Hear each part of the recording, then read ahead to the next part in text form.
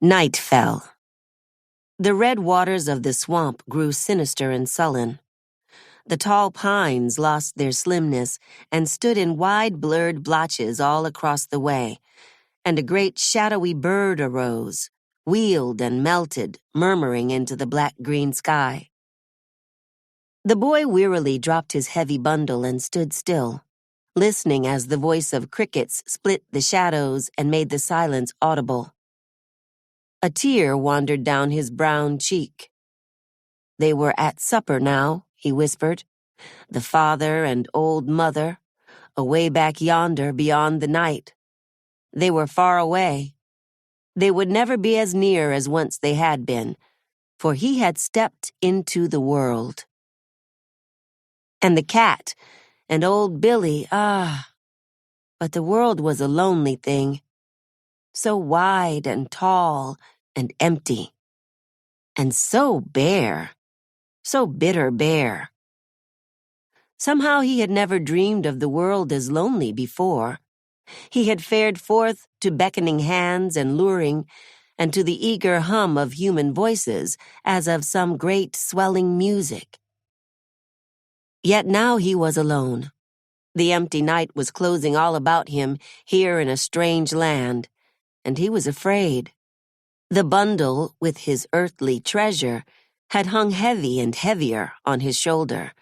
His little hoard of money was tightly wadded in his sock, and the school lay hidden somewhere far away in the shadows. He wondered how far it was. He looked and hearkened, starting at his own heartbeats and fearing more and more the long dark fingers of the night. Then of a sudden, up from the darkness came music. It was human music, but of a wildness and a weirdness that startled the boy as it fluttered and danced across the dull red waters of the swamp. He hesitated, then, impelled by some strange power, left the highway and slipped into the forest of the swamp, shrinking, yet following the song hungrily, and half forgetting his fear. A harsher, shriller note struck, in as of many and ruder voices, but above it flew the first sweet music, bird-like, abandoned, and the boy crept closer. The cabin crouched ragged and black at the edge of black waters. An old chimney leaned drunkenly against it, raging with fire and smoke, while through the chinks winked red gleams of warmth and wild cheer. With a revel of shouting and noise, the music suddenly ceased.